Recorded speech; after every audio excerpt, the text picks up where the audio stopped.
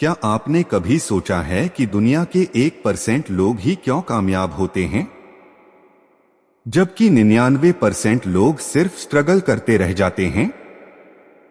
क्या फर्क है एक साधारण इंसान और एक लेजेंड के बीच? फर्क किस्मत का नहीं है, फर्क मेहनत का भी नहीं है। फर्क है उस स्टेट ऑफ माइंड का जिसमें वह अपने दिन को खत्म करते हैं।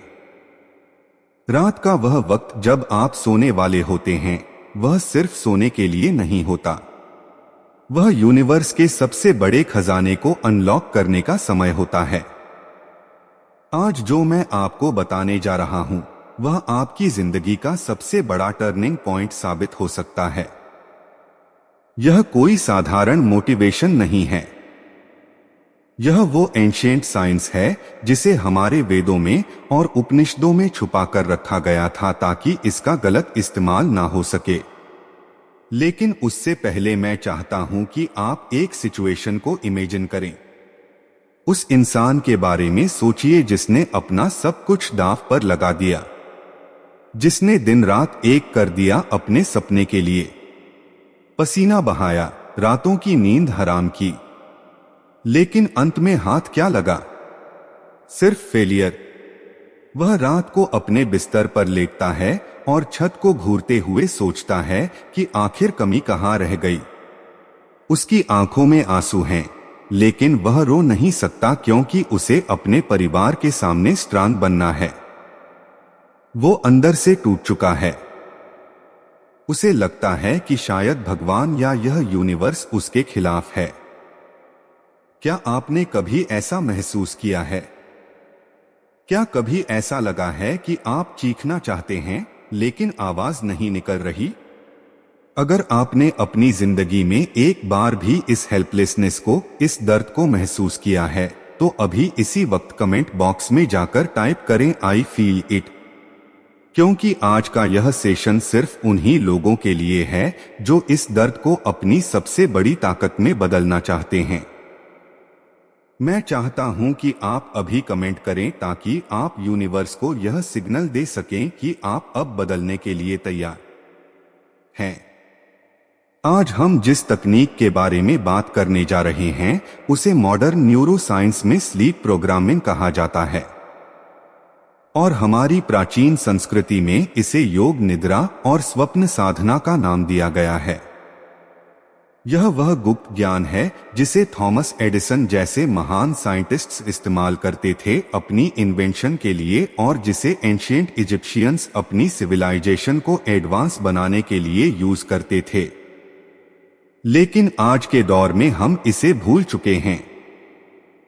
हम सोने से पहले अपने फोन में दुनिया भर का कचरा देखते हैं, नेगेटिव न्यूज देखते हैं और उसी नेगेटिव वाइब्रेशन के साथ सो जाते हैं।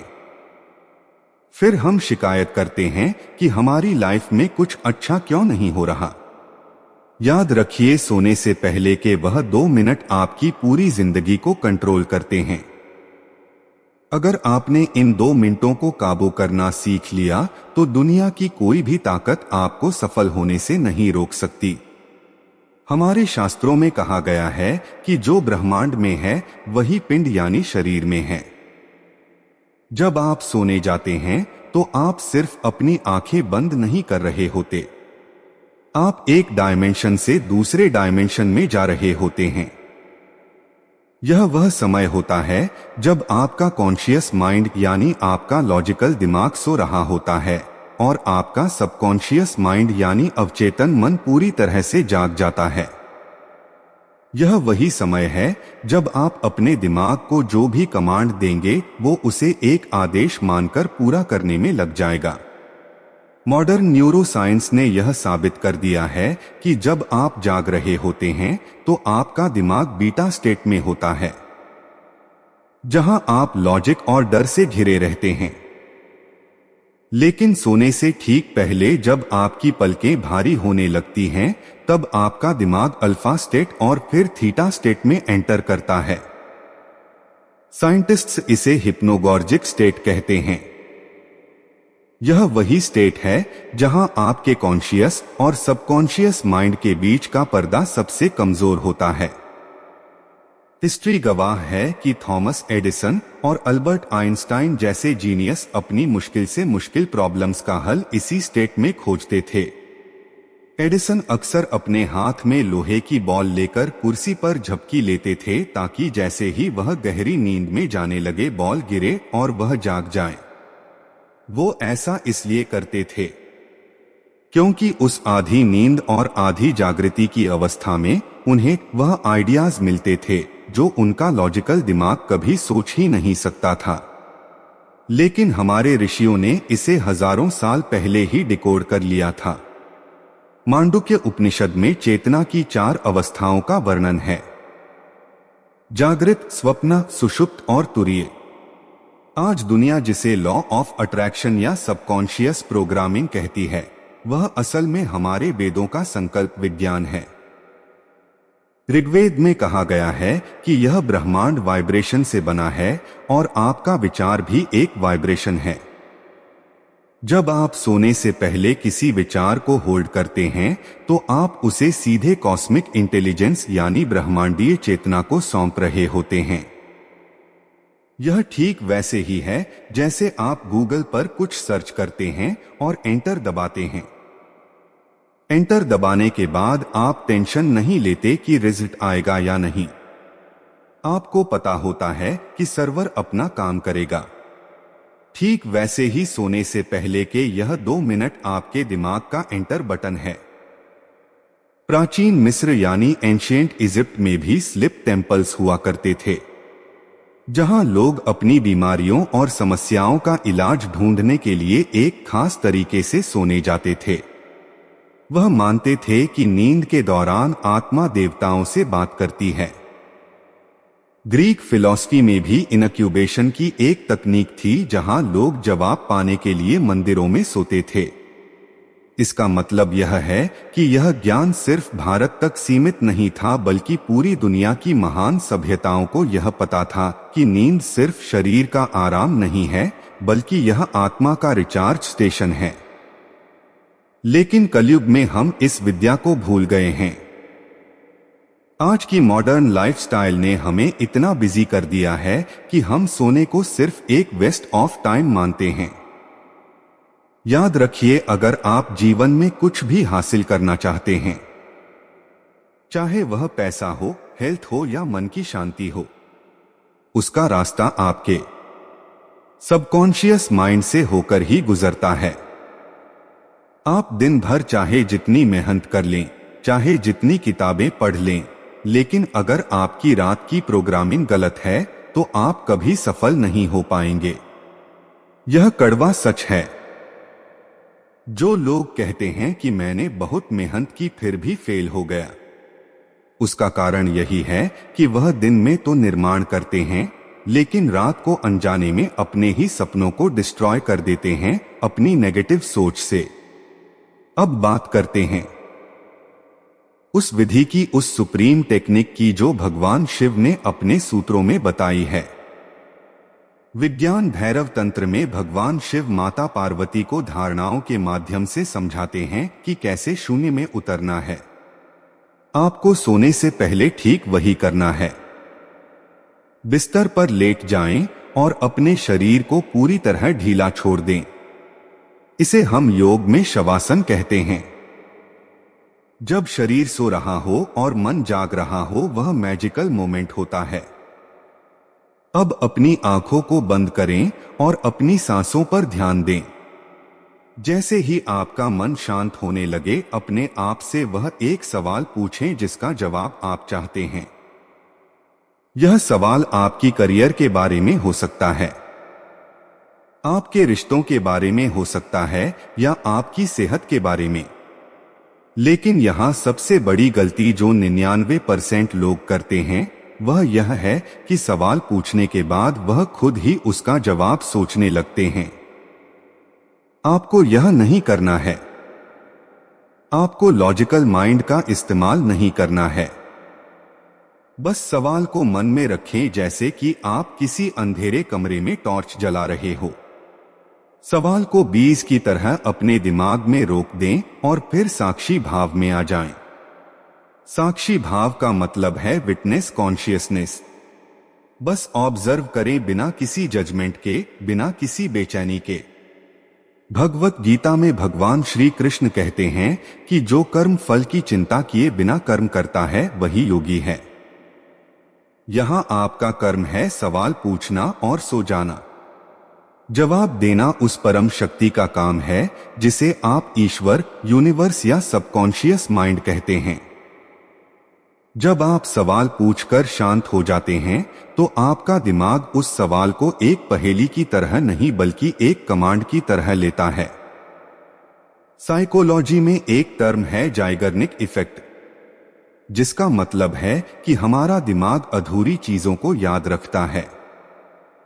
जब आप सवाल पूछकर बिना जवाब ढूंढे सो जाते हैं तो आपका दिमाग पूरी रात उस पर काम करता है।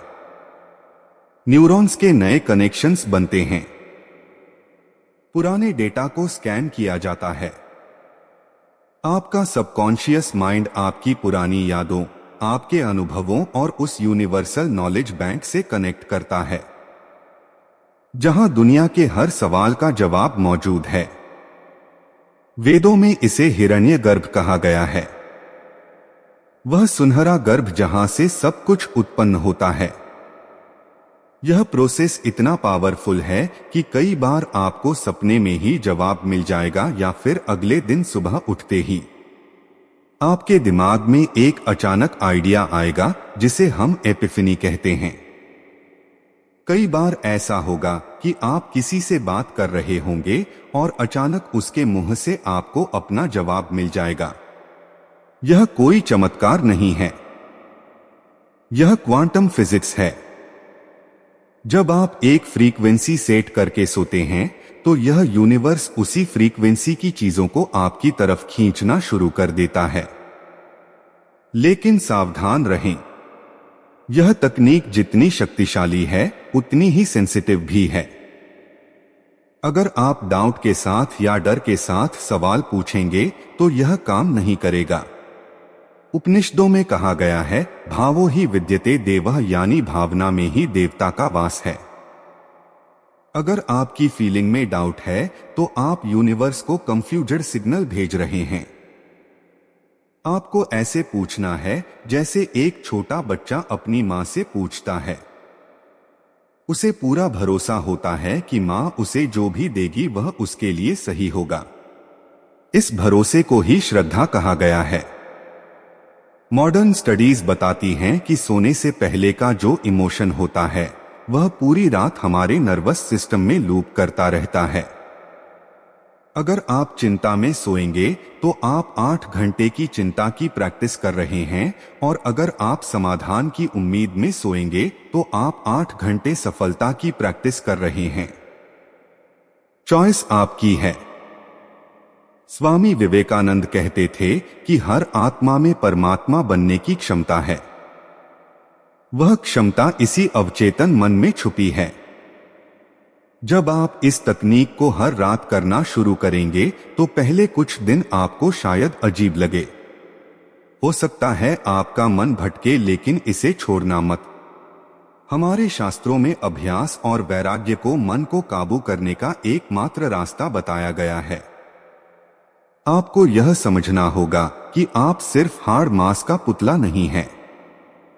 आप अनंत ऊर्जा का स्रोत हैं। सोहम अस्मि, वो मैं ही हूं। यह ज्ञान जो आज मैंने आपको दिया है यह कोई साधारण मोटिवेशनल स्पीच नहीं है। यह वह चाबी है जिससे आप अपनी किस्मत का ताला खोल सकते हैं। बड़े से बड़े एम्पायर इसी विजन से बने हैं। महान आविष्कार इसी शांति में हुए हैं।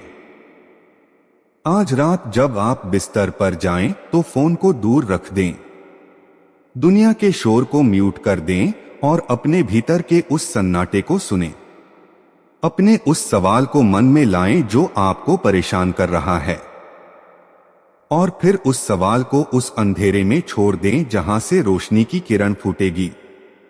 विश्वास मानिए, आपका दिमाग एक सुपर कंप्यूटर है जिसे बस सही प्रोग्रामिंग की जरूरत है। सोने से पहले के यह 2 मिनट आपकी डेस्टिनी बदल सकते हैं। यह सिर्फ एक आदत नहीं है, यह एक साधना है, एक तपस्या है और इसका फल आपको जरूर मिलेगा। यह ब्रह्मांड का कानून है और ब्रह्मांड कभी अपने कानून नहीं तोड़ता। इस प्रोसेस को आज रात से ही शुरू करें। कल का इंतजार ना करें, क्योंकि कल कभी नहीं आता। और जब आपको इसका रिजल्ट मिले, जब आपकी लाइफ में वह मैजिक होना शुरू हो जाए, तो वापस आकर इस वीडियो पर कमेंट जरूर करना, ताकि और लोगों को भी विश्वास हो सके कि हमारी प्राचीन विद्याओं में कितनी ताकत है। याद रखिए, आप अकेले नहीं हैं। वह परम शक्ति हर पल हर सांस के साथ आपके भीतर काम कर रही है।